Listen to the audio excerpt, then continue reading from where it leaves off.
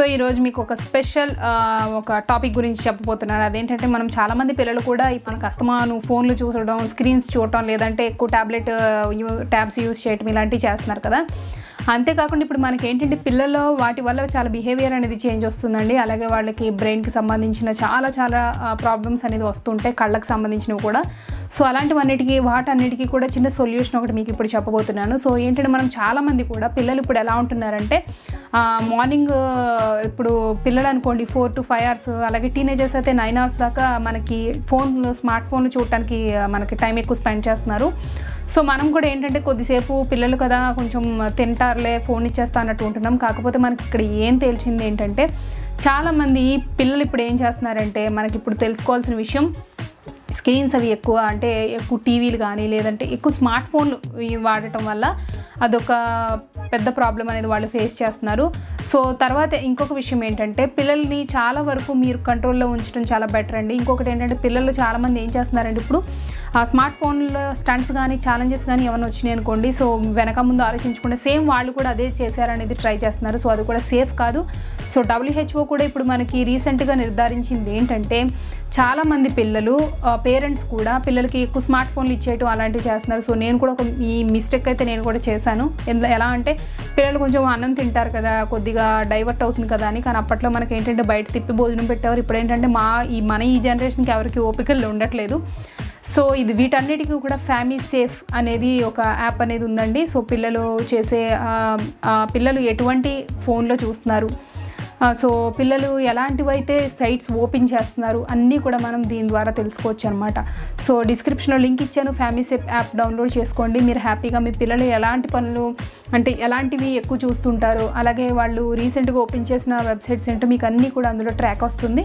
So మీరు పిల్లల్ని కూడా మీరు అబ్జర్వేషన్లో ఉంచవచ్చు. సో అస్తమానం వాళ్ళని అబ్జర్వ్ చేయలేం, 8th, 9th, 10th పిల్లలు అయితే అసలు అబ్జర్వ్ చేయలేం. సో ఇప్పుడు ఏంటంటే కొంచెం ఈ యాప్ ద్వారా మీ పిల్లలు చాలా వరకు సేఫ్టీగా ఉంటారనేది మాత్రం చెప్పొచ్చు. ఈ FamiSafe అనేది మీకు డిస్క్రిప్షన్లో లింక్ ఇచ్చాను, తప్పకుండా పేరెంట్స్ అందరూ కూడా ట్రై చేస్తారనుకుంటున్నాను. సో మీకైతే డెఫినెట్లీ యూజ్ అవుతుంది. ఇది కూడా FamiSafe అనేది ఒక ఫ్యామిలీకి సంబంధించిన సేఫ్టీ యాప్ అనమాట. సో ఇదైతే కంప్లీట్గా గూగుల్ ట్రస్టెడ్ యాప్.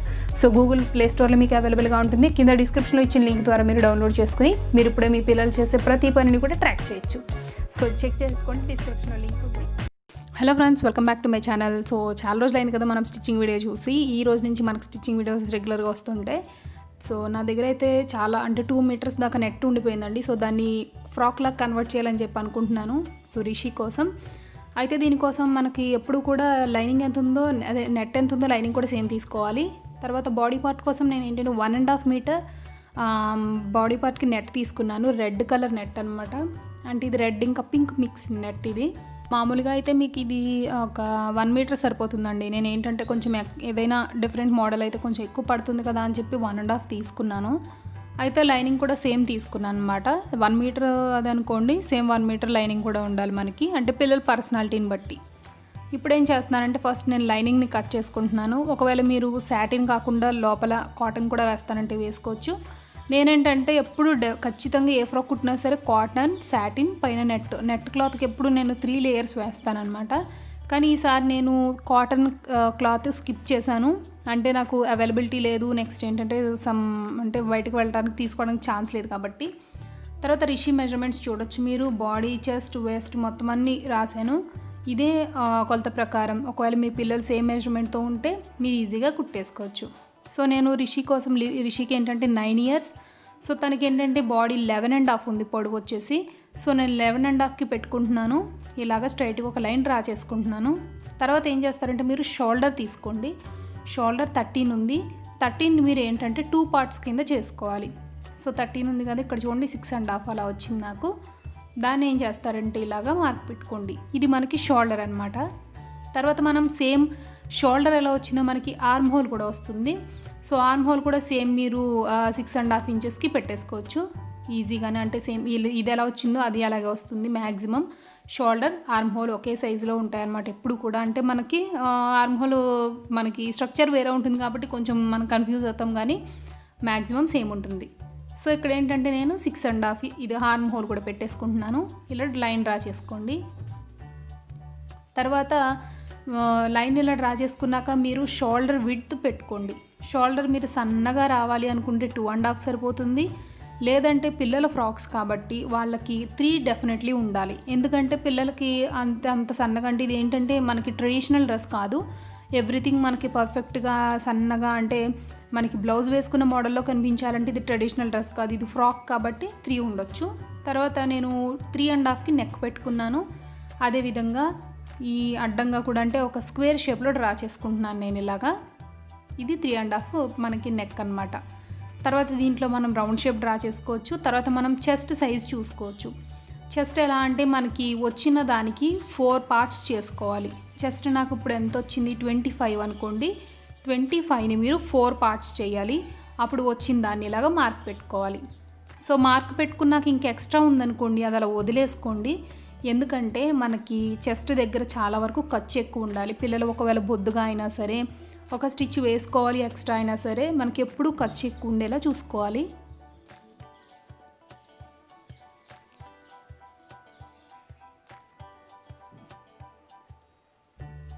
సో చూస్తున్నారు కదా మనకి చెస్ట్ సైజ్ అంత ఉంది కదా. తర్వాత మన నడుము అంటే వేస్ట్ సైజ్ చూస్తున్నాము. దీంట్లో మనకి ఏంటంటే 6.5 పెట్టుకున్నాను నేను. 6.5 పెట్టుకుని ఇలా వదిలేదు, మీరు ఎక్స్ట్రా ఎంత ఉందో అదంతా ఉంచేసుకోండి, ఏం పర్వాలేదు.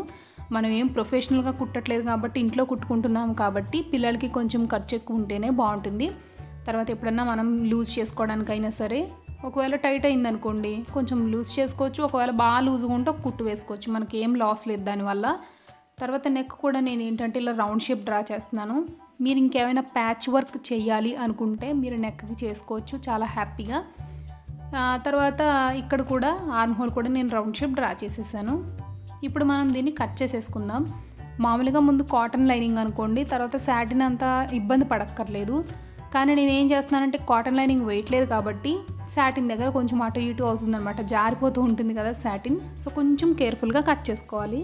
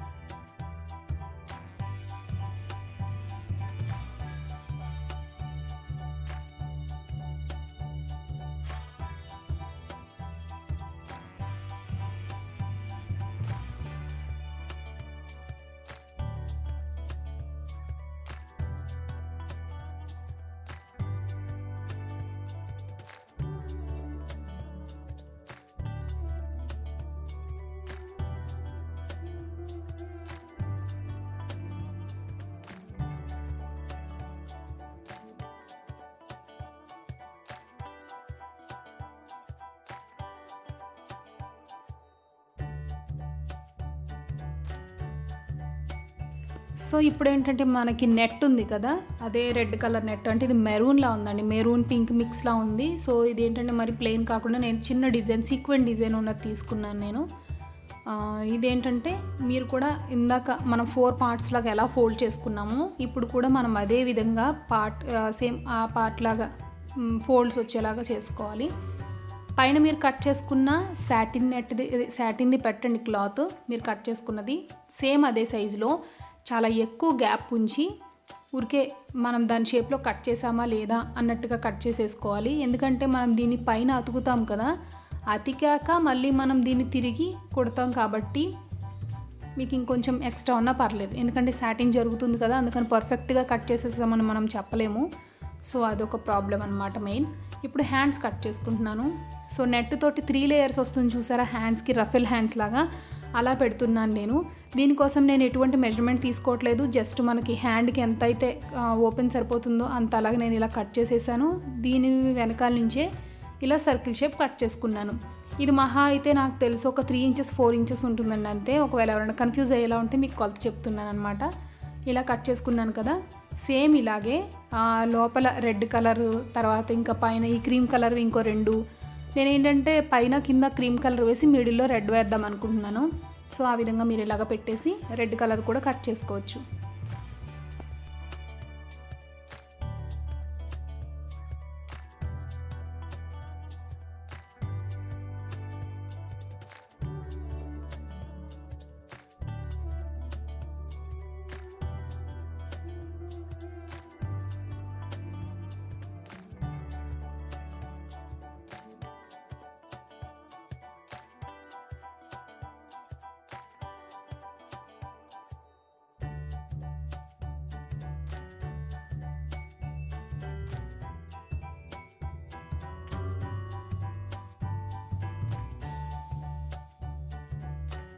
సో చూసారు కదా, మనకి ఇలా ఉంటుందన్నమాట హ్యాండ్ అంతా కూడా మనం రఫేల్ పెట్టేటప్పుడు.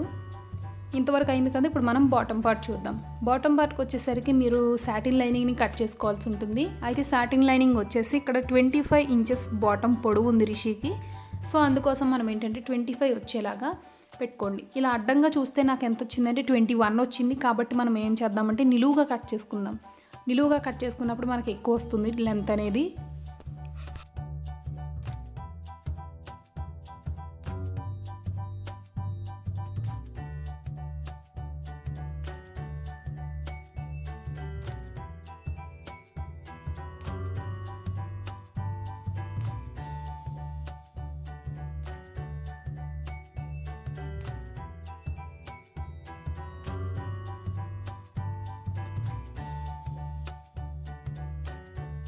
నేను కొలత తీసుకుంటున్నాను. సో 25కి కట్ చేసేసుకుంటున్నాను.